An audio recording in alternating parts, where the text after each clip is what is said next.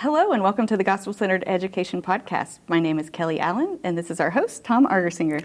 And we have an amazing show for you this week. We have Mr. Steven Passetti, a CCS alumni and a CCS faculty member. You will not want to miss this. Please join us. You are listening to the Gospel-Centered Education Podcast, brought to you by Community Christian School in Tallahassee, Florida. Hello and welcome to the Gospel-Centered Education Podcast. I'm Tom Argersinger, your host, and this is Kelly Allen, our co-host. Hey, today we have Mr. Steven Passetti with us. I'm so excited to have you today. Thank you all so much for having me here. Yes. Glad to have you. And you are currently teaching Spanish here at CCS. Yes, ma'am. I'm teaching 9th grade Spanish. And doing other things here. I'm assisting the incredible Mr. Collier in some chaplain duties, and he's been just a wonderful, wonderful mentor and boss and everything. Awesome. And so you went to CCS from kindergarten through 5th grade, is that right? Yes, ma'am. I did. Yeah. And then you also spent 5 years in mission in Central and South America. Yes, ma'am. Back and forth. That was after a little stint in the military. I did. That was an incredible little time. Didn't think that was ever going to happen. Awesome. Okay. And then you are now the director of evangelism and welcome at Incarnation in Tallahassee. Yes, ma'am. That's a little Anglican parish over there in Levy Park. Okay. Well, it's so great to have you here today. Well, thank you all for having me. I heard I got to hang out with y'all, so this was Well, likewise. I love hanging out with you, so this is going to be a lot of fun. Yeah. So why don't you get us off with the first question, Kelly, and then we'll jump in. Okay. So you went to CCS through 5th grade. Yes, ma'am. And then what happened after 5th grade? Where did you go?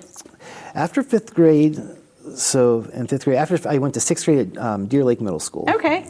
So I went over there. It was first through 5th grade was an incredible journey. Mm-hmm. I had incredible teachers here at CCS, and not just teachers, but these are people that I still know that we were doing life with, right?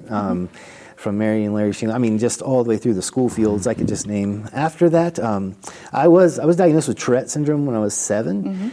So I definitely had some different things I needed in the classroom and things like that, and I was dealing with a lot. So basically trying to just figure out anything I could do, anywhere I could go to get help with that. And I did go into that school system, public school system in 6th grade. And that's when I started to, kind of drift away from my foundation. One of my favorite things, Stephen, to hear people talk about is just to reflect on just the way God shapes our journeys.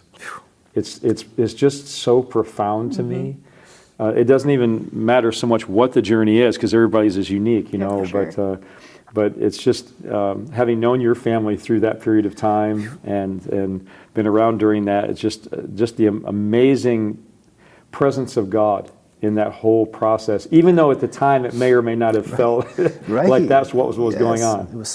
It was wild. That's really what it comes down to. Of course, looking back is always a little bit easier, right? Sure. But it's so clear. It's undeniable. Even though I was one of those kids without excuse, honestly, I can say that, I had incredible examples. My parents didn't pin us down with legalism or I had a great understanding of truly what the gospel was and what Christians were really living at CCS, my parents. So going wayward was a big, I don't know, it's still one of those things, it was just purely my flesh and the enemy. And the way God really just the way he was able to keep me through that, even keep me alive through all that, is absolutely miraculous. There's just no doubt about it. Wow, yeah. Well, that's really powerful. It's so interesting because my kids have grown up here at CCS, but I went to Deer Lake and Corn Lakes here. And so I can't imagine just seeing, kind of experiencing the two different cultures, environments, I can't imagine just what a shock it was probably to leave CCS and go into Deer Lake. It was definitely a culture shock. Now, I'm pretty social. I was pretty social, so a lot of friends in the neighborhood, but it was just completely different. It was night and day. And a lot of just knowing how to be myself there. Of course, I was so young, I'm learning who I am, but just who you are. Middle school is painful. So switching right then was rough. Absolutely. People, we were talking about this before we started filming today, but there are a lot of people talk to me about CCS, and it's like, well, what makes CCS kind of special? And people will say, well, you have Bible class, or you have chapel, or, you have the word Christian in your title, or whatever it might be. But I really think it's way more than that. It's way deeper than that. I think it's that we are just crazy enough to take God at His word. Yes. And say, hey, we're going to open ourselves up and try to do what the Lord wants us to do at every corner. We don't do it right every time, but that's our heart intent, the bent of our heart. And so we want to create that space for God to work, expect that He will work, and then praise Him whatever He chooses to do. And that sounds simple. It's not at all simple, because it's easy just to be a Christian ministry. Yes. I mean, it's pretty easy to hang the shingle on the wall. That's right. But it's not easy to walk with a mission statement like CCS has that ends with the words, and whatever it costs. The cost. Because there is to following Jesus. A Christianity that costs something, right? That's what I learned at CCS. And we were talking about a little bit earlier, I've worked for many faith-based institutions, been in faith-based schools, but CCS has always been different. There was the radical notion that Jesus meant what He said. And that is hard. This scandalous grace is hard. And to go in that current is just absolutely, it's counterculture, absolutely where we're at. And that's what CCS has always been and still is to this day. It's like that narrow road, that narrow way, narrow gate. I've been meditating on that a lot lately, and just what does that mean? What does that whole passage mean? That the way is narrow that leads to life, and all that. And Stephen, can you think of a time, maybe in your testimony in your life, where God kind of brought you to a crossroads, where you had to kind of make a decision? It's like, I want to go this narrow road. I don't understand it all, or I don't get it all, but somehow I know that's the road I'm supposed to be on. Yes, sir. I think, and then again, I think this is the beauty of the sovereignty of the Lord, and just even when I was wayward for so long, I went wayward all the way through, and then I went to the military for a stint. I get out of the military, I moved back home, still living in sin, and I knew I was dying. I was dying, and it was about 3 years after returning after the military that I just kind of came to a point in my life. It was, there were some things that were happening, but it was, I knew what the gospel said it was. I've seen people live it out. I've seen incredible things with the gospel, but it was, again, there's that thing that's so hard for me. Why I went the other way, but it was right about then. I was 24 years old, and it really was waking up one day, and then all of a sudden, everything seemed to fall into place. It was like the heart and the mind kind of finally clicked. Wow. And then everything going back just seemed to make sense and started to stack into place all the way back. And only the Holy Spirit can do that. It's impossible. To make sense out of all of that in each of our lives. Yes. Wow. It was, I remember being in different cities and just around the world and in different horrible environments, or just doing my thing. And I could remember back to the absolute radical gospel that was taught to me here at CCS. Like those are things that never left me. They did. So. We find ourselves in a very polarized world in almost every way that you can be polarized. But I think the wisdom and the beauty is when the polarization, if you want to call it that, the separation point is the gospel, because the gospel is scandalous. Yes, it is. To be able to say, we got nothing. There you go. Nothing to bring to the table. Yes. Yeah. So are there any specific ways, Stephen, that you can remember way back in the misty dregs of memory where, experiences, maybe an experience at CCS where, whether or not you engaged with it at the time or not, but you recognized that there was something there? Absolutely. It was chapel specifically. It was going to chapel. I had Mr. Argersinger. He was filling in, I believe, that year. And it was the honesty at which he presented it, and he pulled no punches. So I could never quite get those out of my head. His teachings, his instruction, and it was his vulnerability as well, from a man. As an elementary student. As an elementary student, I didn't really know what was happening there until that later, looking back as I started to grow and become a young man, to what I was really receiving. And that never left. That's awesome. Yeah, those, navigating, we talk a lot about navigating failure, and smart failure brings success, one of the leadership axioms. Yes. I think that's kind of true in the spiritual life too, to realize that, the spiritual life in a lot of ways is a failure on a daily basis. It feels like that, but somehow God redeems that almost in real time or in retrospect at least, and that's what allows us to grow closer to Him, I think. Yes. I think that's really powerful. When you think about the culture of CCS and when you were here, and the culture, I think, to a great degree, because it's interesting to have you sitting over here and then you over here as a contemporary parent, Right. that has a student now in the high school program. And so as you hear, maybe it's a good question, as you hear Steven reflect on that, how does that align with maybe your experience, your kids' experience? Is there anything that kind of lines up and you go, yeah, I still recognize that? Oh, for sure. We were talking about before we started the CCS being a mercy pocket. And the way I interpret that is it's kind of a safe space. I think it's so interesting how you're back here at CCS. And you were here through 5th grade and you left and did your own thing. But God has brought you full circle back here where you were taught, the Word. And so it just makes me more of a, just so excited to be here at CCS because. How did that happen? I mean, how did you, tell us a little bit of the story of how you ended up working here. Just recently you came into work. Yes, sir. Yeah. So my wife and I moved back a few years ago, about a little over 5 years ago now.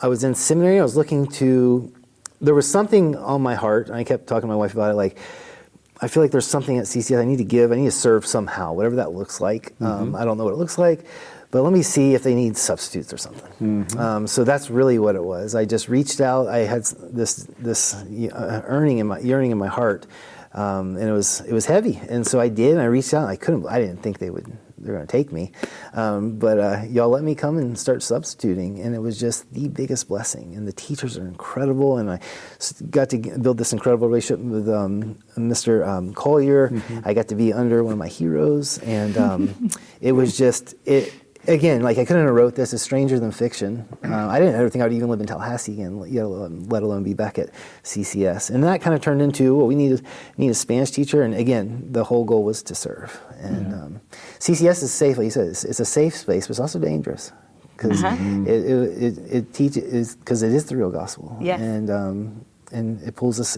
to places you never thought you'd be. Yeah, and you can end up doing things or involved with things that you may not have originally thought, but are really amazing and challenging all at the same time. I remember the conversation now that you mentioned it when you were interviewing to come back. Yes. And I remember when you left the room, I remember sitting there going, he needs to work here. I don't care what he's doing. And I think everybody who's now known you and didn't know you before but now knows you. And the reason for that, I think, is pretty simple, because that alignment with one of the core principles of CCS, and I would love to say any gospel-centered school or ministry, Yes, sir. is this idea of whatever you want, God. Whatever you want. And that just opens up this whole vista that is just different, and it's just deeper. And I know that's been the story of your life as God has shaped your life and formed it. That formation and forging that we talk all about. Because there's been some forging along the way. What stands out to you when you look back at your life that we talk about forming as, we just choose to talk about this way. Forming is more of the positive, supportive, compassion, people that come around you. We tend to talk about forging more of the things that we're suffering, that were difficult. Is there anything that stands out to you that you could discuss briefly, Steven, that we're more on the forging side for Suffering. you? Yeah. Oh, absolutely.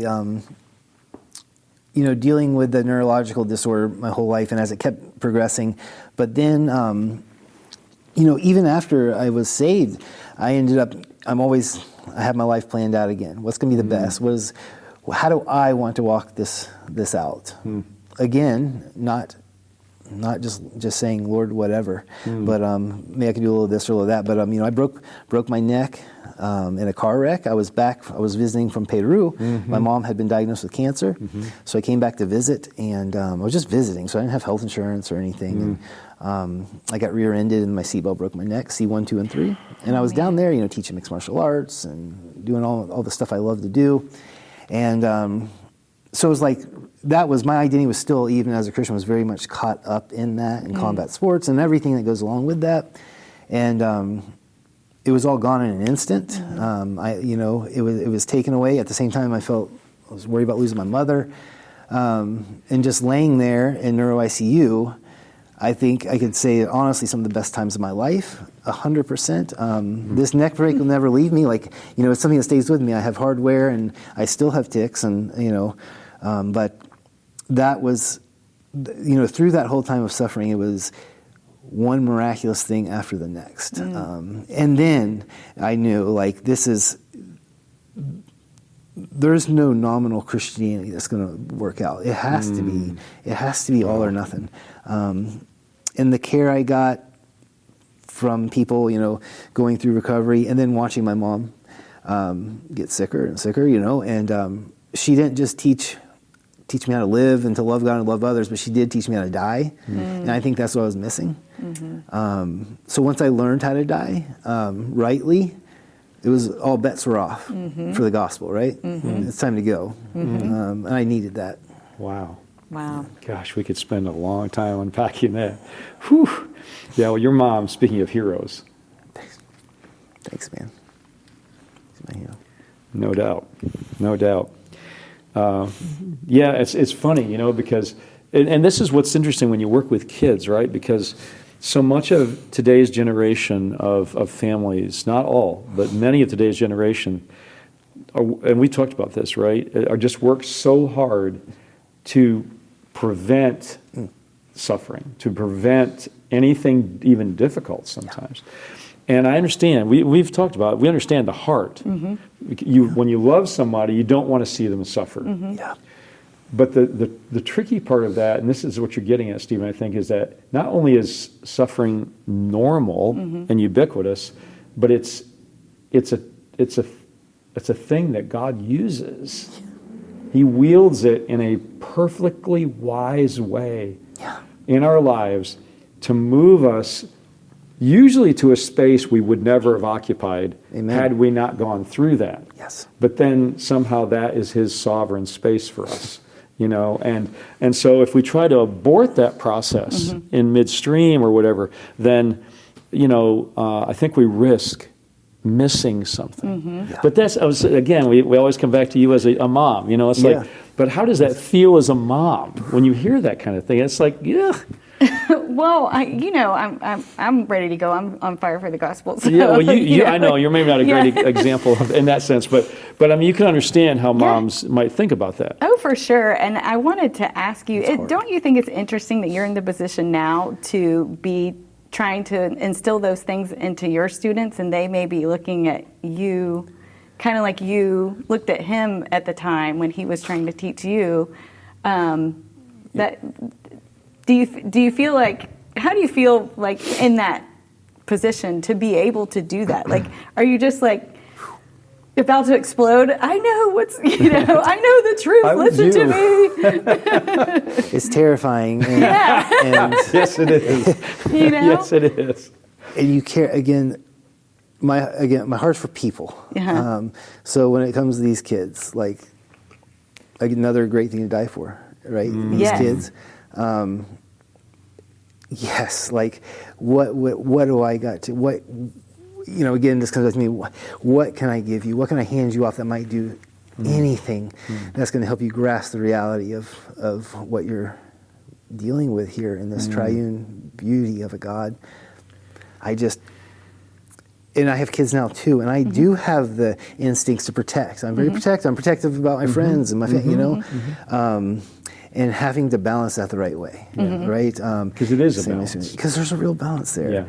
And for my students, like, I know, suffering, these hard times, like, I always saw them as interruptions, right? And, in fighting, you see it as, well, I can't train for 6 months or 6 weeks. It's always an interruption of sports or whatever it may be. But when you start realizing it's not an interruption, but it's actually this, it truly is a formation that's happening. And it's a uniting with Christ. I think it is I don't know why it's like this, but suffering is the way that truly you can unite with Christ this side of eternity in a way that I don't think you can really find in too many other places. It would be really hard too, I believe. Right. So wanting the kids to have that while keeping them safe, while pushing them to understand their potential, that what can be done with the Holy Spirit.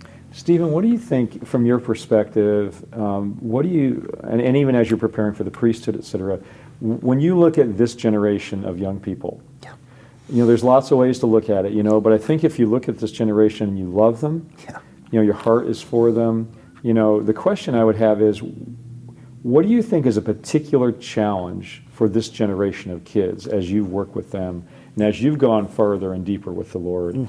What do you think might be a particular challenge for them? I think this generation is incredibly intelligent and just full of potential. It's amazing. So I'm extremely excited. At the same time, the opportunities and options out there, having options for everything. I thought we had all the options in the world, and it continues to be more and more as technology progresses. To be able to, which is another thing that CCS does great, to understand, to listen to silence, to learn in silence, to be able to to get into that place where it is quiet and still and peaceful.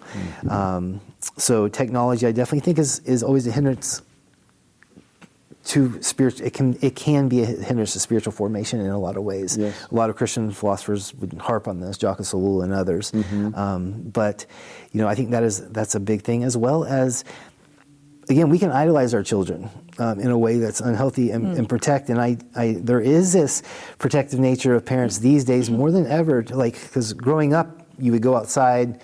It was about bloody knees, and it was about working things out on your own. And if you didn't come back, you just run unsolved mysteries. It was no big deal, right? So No big deal. no, it was. There was just a little bit more of a live and learn to it than I think is now. And I'm trying not to be like that because I just want my kids to have this perfect little comfort. And I just know it will kill them. The comfort will kill them, and it's too easy to be comfortable. It's too easy to sit back here. I mean, we have it made, and the blessings are great, but how easy it is to get comfortable, even in our faith here. And literally every day, I think it's something I have to fight, right? Not being comfortable. And I think that generation really have to be careful. Yeah, and I think I agree with that, and we've talked a lot about that, with various podcasts, just about the challenges that this generation faces, and I think the other thing too, I try to remind myself all the time, is that a lot of things that maybe parents in our sphere, let's say, or in our socioeconomic area and everything, there's this whole group of parents that are not in that sphere. Yeah. And they don't have a lot of those options. Right. And it's even more difficult for them to combat, I think, the use of technology, overuse of technology, or improper use of technology. A lot of single parents and a lot of things, right? So it's challenging for us, the way we are and what we have to work with and the options we have. But there's so many families that have so many fewer options than we do. And my heart really goes out to those people. I know that's something that's really big on your heart as well. Yes. This is the constant wrestling in my mind, and it makes it hard to sleep, right? And as a guy that grew up in privilege, right? What that means, how that looks, and how I go about my life, and what that means for others. I work with a lot of folks that are in these situations, and single mothers and things like this, and it just feels impossible. And it breaks my heart. And I see, again, this is back where you get to these mercy pockets. When we start to get these communities and they start to build force, and you start to bend back to that, start bending back to Eden, and you start to see mothers taken care of. And when people start to understand the reality of the gospel, things do start to change. And so that's the only thing that keeps me, lets me be able to sleep at night, really, because the needs are so many. I can't keep up. No one can keep up. I have a million causes, right? But I do know the answer is unification with Christ. But in our city, the needs are so many that we can never keep up. It's just so hard, especially in education, right? Yeah, I mean, gosh, that's just so many profound things here. I mean, it's because I think once you've experienced other settings too, my time up in New York City and Jersey and things, and some overseas, and I know you overseas. Once you've experienced a lot of other settings, I think God sensitizes your heart in a way that's different, And it's not a matter of, oh, this group's better or this group's worse. It's not that at all. No. It's that life is stinking hard, and we all need Jesus. There you go. At the end of the day, it doesn't matter what your socioeconomic situation is. And frankly, we all have this yearning, I think, for justice. A yearning for justice, that's right. 100%. And we're looking for everything to be made right. Yes. And we're stuck in this age where it's not all made right. And like you look at the needs, whether it's a middle-class home or whether it's a poor family, whatever it is, or a rich family. You're right. Right? Yes, absolutely. A whole different set of needs and everything. Yes. And you look at that and go, it's just overwhelming. But then the reality is, but God didn't ask us to do the whole thing. There you go. He didn't ask us to save the world. Right. Right. It's already been done. It's true. Yes. It's already been done. So when people ask me, it's like, well, what do you hope for your graduates? This comes up a lot. What do you hope for your graduates? Yeah. I hope that when they're sitting in a chair like this, somewhere around the world, when they're older, they would actually be able to look someone in the eye and go, I engaged with Christ directly.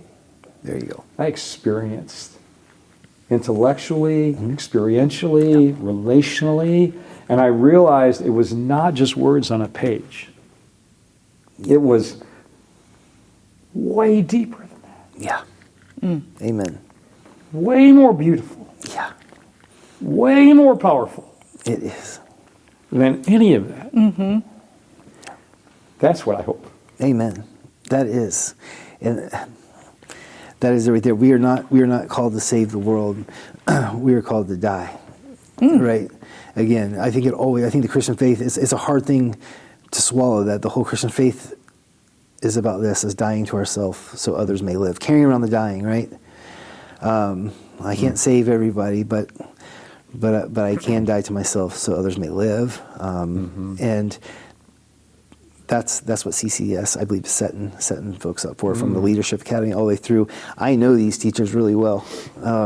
They're incredible. Like these teachers come in and die daily. These men and women, this office staff, every single person here, that's what you get. They're getting to experience something that you won't get everywhere. And I pray that these kids and these students, as they come through, learn how to themselves. Yeah, what a great word. And with all that, at the same time, we have a great robotics team. Yes.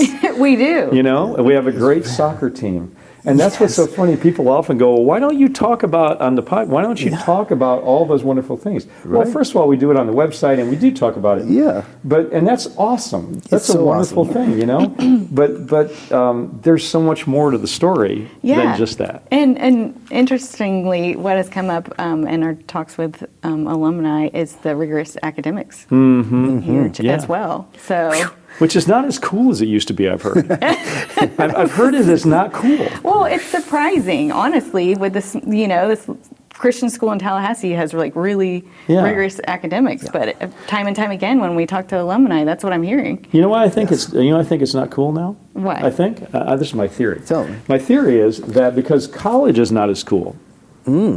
So since college is not as cool, then it's not as cool to have to. Why should I? I don't know.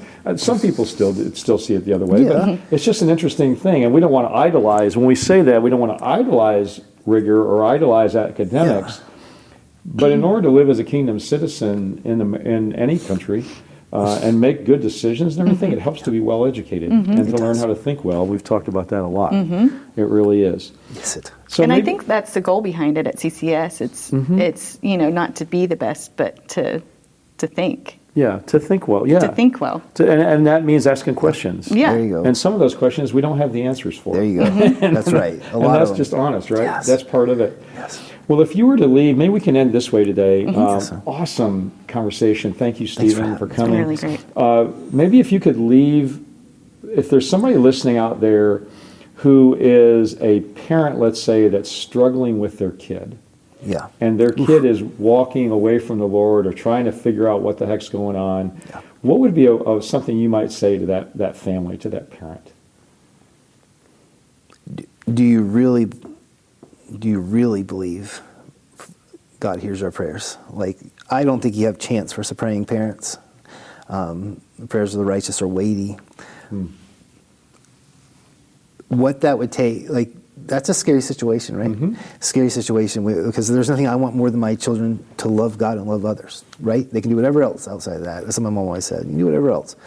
But I would say, be that, all those things that you want your children to be that. Be that, be in that prayer, be in that rhythm and that routine. Hang in there. God's got this incredible way of doing things. We're not good with mess, but He is. He's really good with mess. That's a good word. So we have to remember that it is truly, that's where that faith comes to walking it out. Do I believe God knows what's best for my child when I can't control everything? And that's so hard. Like, right? I have to tell myself every day. It's very hard. That's a great word, though. Yeah. Well, this has been amazing. It's been really great. It's been so wonderful. Thanks again, Steven, for coming. We enjoyed so much Y'all are the having you. best. And thank you guys for listening and watching, because we try to remind you at the end of every episode of a couple things, and we'll do that again this episode, and that is if you forget everything else that we say, remember that Jesus is Lord, and He wants us to live out the kingdom of God. Yeah. Take care. Bye-bye. Thank you for listening to the Gospel Centered Education Podcast, brought to you by Community Christian School in Tallahassee, Florida. You can find us online at myccs.org.